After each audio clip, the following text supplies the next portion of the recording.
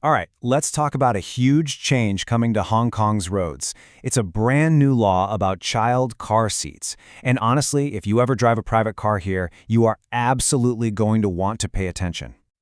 Okay, first things first, get your calendars out. The big day is November 1st, 2025. That's when this new regulation officially kicks in.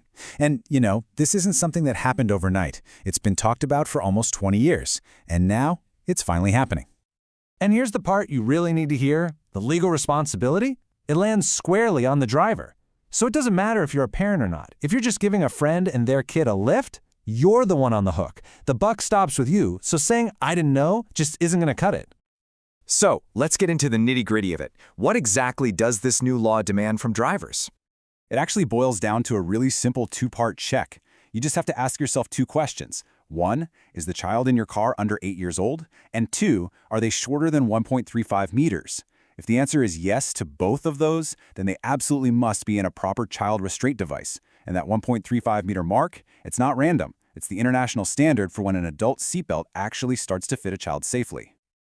Now, when you hear child restraining device, you're probably picturing a big, bulky car seat, right? Well, the term is actually a lot broader. The law covers things like simple booster seats and even super portable options like wearable safety vests or these little belt adjusters. That flexibility is a really big deal, especially for getting around a city like Hong Kong.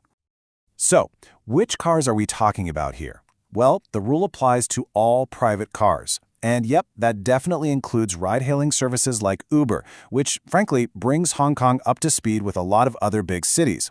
For now, though, taxis and public light buses are exempt. It's mainly a practical issue. It's just too tricky to have the right seat for every possible kid on every trip. And this is the why behind the whole thing. This isn't just about avoiding a ticket. According to the World Health Organization, the right car seat can slash the risk of a fatal injury for a small child in a crash by a staggering 80%. Just let that number sink in, 80%. That's a statistic you just can't argue with. Okay, so you know a child needs a device. That's step one. But the next big question is, how in the world do you pick the right one and make sure it's actually legal? Well, here are a few key things to look out for. First, focus on the child's height and weight. Their age is really just a rough guide. Next, always look for a label on the seat that says it meets an international standard. And please be careful with secondhand seats. They might look fine, but they could have hidden damage from an old accident. Oh, and for the little ones, under 15 months, a rear-facing seat is definitely the way to go for the best possible protection. If you have a car that's fairly new, you've probably seen these little ISOFIX logos. So what is it? Think of it like a universal docking station for car seats. Instead of fiddling with seatbelts, the car seat just clicks directly onto sturdy anchor points built right into the car's frame. It's quicker, it's way more secure, and it seriously cuts down on the chance of installing it wrong. All right, let's talk about the pointy end of the stick. What happens if you don't follow the rules? And are there any get-out-of-jail-free cards? If you're caught, you're looking at a fixed penalty of 230 Hong Kong dollars. And if the situation is more serious, it could even go to court with a fine up to $2,000. Now, there are only two real legal defenses. First, a genuine, life-threatening emergency. Second, if you had good reason to believe the child was actually old enough or tall enough to not need a seat. And I really want to hammer this point home.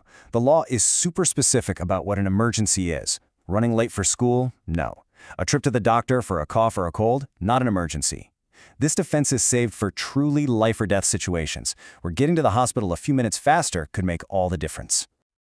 Okay, we've gone through the law. Now for the real-world stuff. What does this actually mean for you day to day? Like when you're grabbing a ride with a friend or calling an Uber? This is probably the question on everyone's mind, right?